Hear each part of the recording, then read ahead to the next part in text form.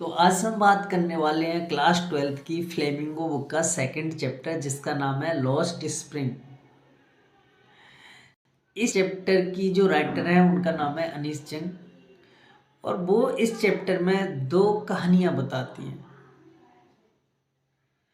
एक कहानी हम इस वीडियो में कवर करेंगे और दूसरी हम अगली वीडियो में कवर करेंगे, क्योंकि दोनों वीडियो थोड़ा लंबा हो जाएगा। स्टोरियों में फिर मज़ा नहीं आएगा। डिवाइड करते हैं। तो चलिए पहले हम ये समझ लेते हैं कि इस चैप्टर का नाम लॉस्ट स्प्रिंग क्यों रखा गया। समाज में बहुत सारी बुराइयां व्याप्त हैं और उनमें से एक बुराई है चाइल्ड लेबर। बच्चों के बचपन को छीन लिया जाता है, उनसे काम करवाया जाता है और जो जीवन का एक समय होता है, जिसे मौसम के अनुसार देखा जाए तो सबसे बेटर, सबसे अच्छा जो सीज़न होता है वो होता है बसंत, जिसे अंग्रेजी में स्प्रिंग कहते हैं। ऐसे ही एक हमारे जीवन का एक स्प्रिंग, एक बसंत होता है, एक सबसे बेटर, सबसे अच्छा समय होता है वो होता है बचपन। तो चाइल्ड लेबर जो बुराई है वो किस तरह से बच्चों के बचपन को छीन लेती है,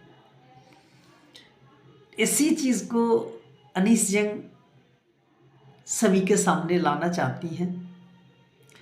इसी वजह से उन्होंने ये चैप्टर लिखा और इसमें दो बच्चों की कहानी बताई कि भाई किस तरह से लोग बच्चों के एक बहुत अच्छे समय को छीन लेते हैं, उनके बसंत को छीन लेते हैं। तो चलिए हम सीधे स्टोरी पर आते हैं। ये जो कहानी है एक बच्चे की है जो कूड़ा बीनता है।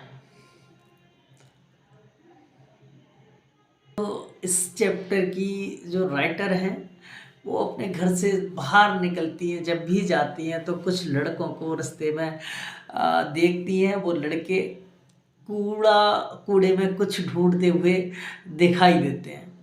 एक दिन इनका मन होता है, वो एक लड़के से पूछ लेती है कि भाई तुम ये काम क्यों करते हो। तो वो बच्चा छोटा है, जवाब देता है कि मैडम क्यों का क्या मतलब, मेरे पास कोई काम ही नहीं है तो मैं ये कर रहा हूँ।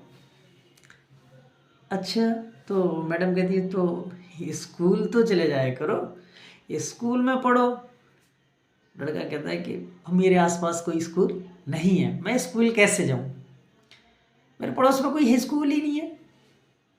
तो फिर वो मैडम कहती है वैसे ही मजाक में कि भाई एक बात बता कि मैं अपना स्कूल खोलूँगी तो क्या मेरे स्कूल में तुम एडमिशन के लिए आओगे। तो लड़का खुशी खुशी कह देता है हाँ मैडम, आप अपना स्कूल खोलिए, मैं उसमें एडमिशन ज़रूर कराऊँगा। फिर इतनी वार्तालाप होती है और वो मैडम अपने रास्ते चली जाती हैं, वो लड़के अपने कूड़े बीनने में मस्त हो जाते हैं। हाँ, एक दो दिन बाद फिर से उनकी मुलाकात होती है और वो लड़का दौड़ करके आता है। वो कहता है कि मैडम क्या आपका स्कूल तैयार हो गया, मैं आऊँ एडमिशन के लिए। तो मैडम को थोड़ा सा शर्मिंदा होना पड़ता है, क्योंकि उन्होंने एक ऐसा वादा कर दिया था जिसे वो पूरा नहीं कर पाएंगी, क्योंकि उन्होंने मजाक में कहा था, वो कोई स्कूल खोलने वाली नहीं थी। तो वो थोड़ा सा हल्के में लेकर के कहती है अरे बेटा, स्कूल इतनी जल्दी थोड़ी खुल जाता है, टाइम लगता है भाई उसमें, जब बनेगा तब देखेंगे, और अभी तो स्कूल नहीं खुला। लेकिन मैडम जानती है कि उसका ये वादा बिल्कुल झूठा है, क्योंकि वो स्कूल खोलने वाली नहीं है। लड़के पर भी कोई असर नहीं पड़ता, वो सोच लेता है, क्योंकि उसके बहुत सारे लोग उससे ऐसे कई वादे करते हैं लेकिन उस पर कोई अमल नहीं करता है। तो थोड़ी सी उनसे जान परिचय होती है। तो मैडम एक दिन फिर उससे मिलती हैं और उसे पूछ लेती हैं कि बच्चे तेरा नाम क्या है। बड़े मज़े से कहता है कि मेरा नाम मैडम साहिब आलम है। तो मैडम सोचती हैं, जो अपनी राइटर हैं वो सोचती हैं कि काश इस नाम का मतलब ये बच्चा जानता होता। इस नाम का मतलब है दुनिया का मालिक, और एक दुनिया का मालिक जिसका नाम है, वो लड़का नंगे पैर गलियों में कूड़ा बीन रहा है। और ठीक उसी तरह से ये बच्चे जो कूड़ा बीनने वाले हैं उसी तरीके से आते हैं, जिस तरीके से सुबह चिड़ियाँ आती हैं और दोपहर को वो गायब हो जाती हैं। वैसे ये बच्चे हैं, सुबह निकलते हैं अपना अपना बैग लेकर के और कुछ समय तक कूड़े में कुछ ढूंढते हैं और उसके बाद फिर ये डिसअपीयर हो जाते हैं, गायब हो जाते हैं। लेकिन ये बच्चे नंगे पैर हैं। तो नंगे पैर बच्चों से ये मैडम पूछ लेती हैं कि तुम चप्पल क्यों नहीं पहनते हो भाई।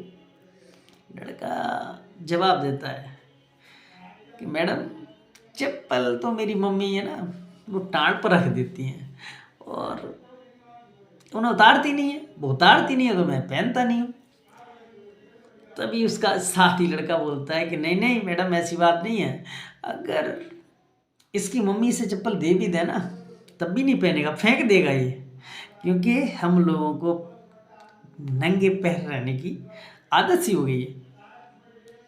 पर वो लड़का कहता है कि अगर मुझे जूते मिल गए ना तो मैं जरूर पहन लूँगा, ये नहीं पहनता। तभी मैडम को एक उन्होंने अपने जीवन में बहुत अपने इस देश की यात्रा करी तो उसे याद आती है एक कहानी सी। वो ये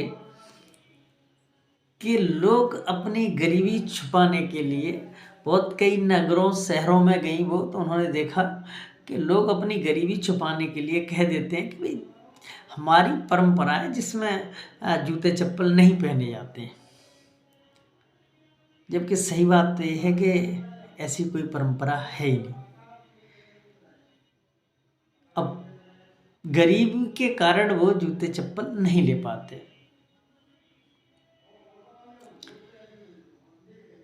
एक दिन वो लड़का एक पार्क के किनारे बड़ी तन्मयता के साथ लोगों को खेलते हुए देखता है। उसका खेलने के टेनिस लोग खेल रहे हैं, उसे देख रहा है साहिब आलम। और मैडम भी वहीं पहुंच जाती हैं। वो कहता है कि मुझे खेलना बहुत पसंद है, अच्छा लगता है मुझे। और ये ना जो चौकीदार है ना, सभी लोग चले जाते हैं तो ये मुझे अंदर चला जाने देता है। मैं अंदर चला जाता हूँ इसके, और मैं उस झूले पर खूब झूलता हूँ। और फिर देखती हैं कि वो जो लड़का है ना, टेनिस वाले जूते पहने हुए है, लेकिन वो जूता ना एक जूते में छेद है और किसी अमीर बच्चे ने फेंक दिए होंगे और उसने पहन लिए। अब कुछ ना सही से छेद वाला ही जूता सही है, जिसने कभी जूते ना पहने हो और उसे छेद वाला जूता मिल जाए उसके लिए बहुत अच्छी बात है।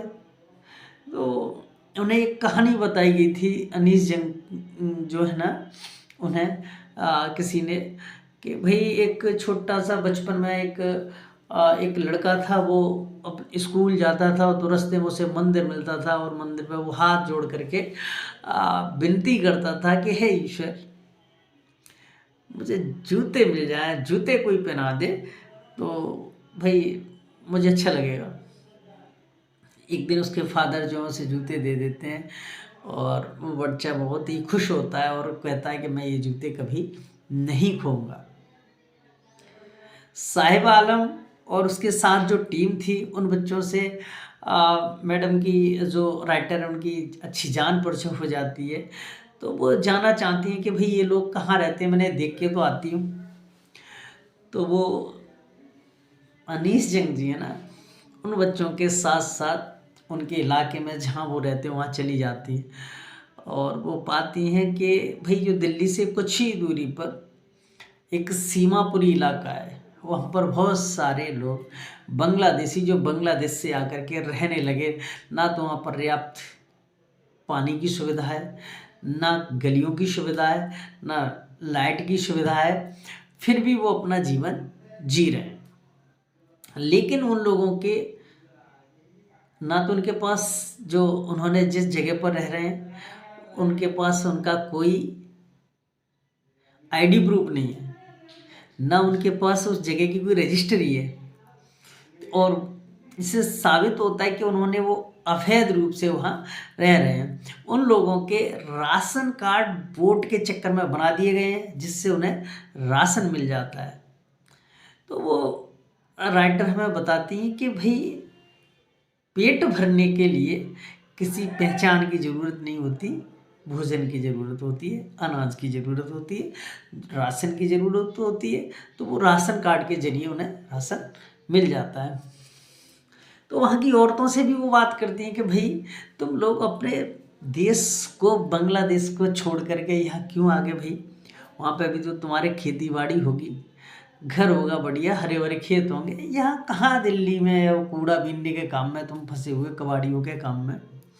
तो महिला उन्हें बताती हैं कि देखो, हम भले ही यहाँ कूड़ा बीनते हैं, लेकिन जहाँ हम रहते थे बांग्लादेश में, जहाँ हमारे घर हैं, वहाँ तूफान आते थे, आंधियाँ आती थी और हमारे खेतों में कुछ होता नहीं था। हमें कई दिन तक भूखा रहना पड़ता था, पेट नहीं भर पाता था हमारा।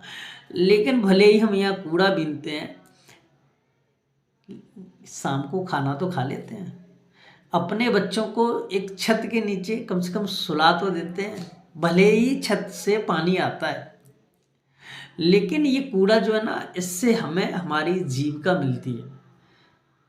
हम इससे हमें हमारा पेट भरता है।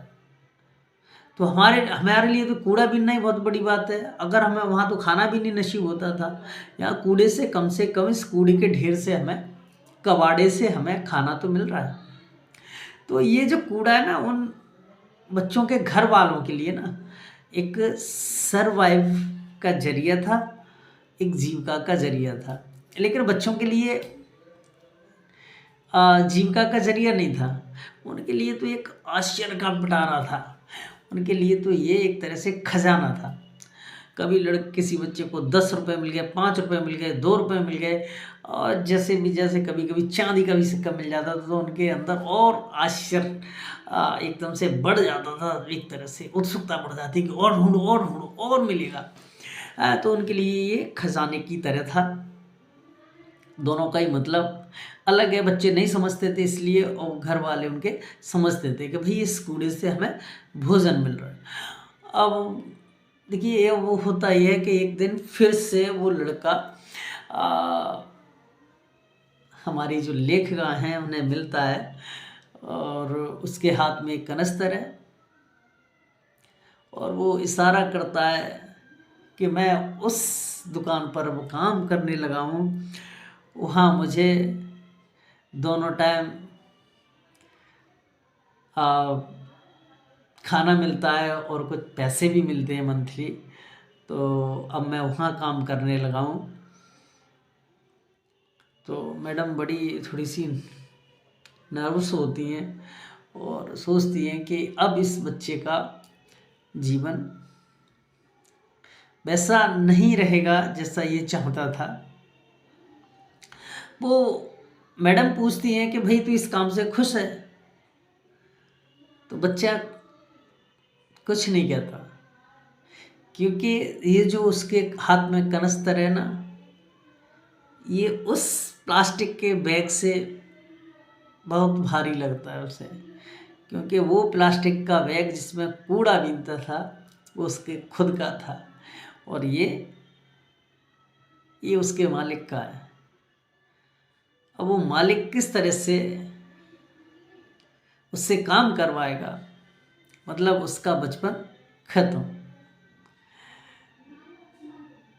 तो मैडम यहाँ यही बताना चाहती है कि भाई किस तरह से बच्चों का जीवन लॉस्ट हो जाता है, उनका बचपन किस तरह से लॉस्ट हो जाता है। अगली कहानी हम अगली वीडियो में। ठीक।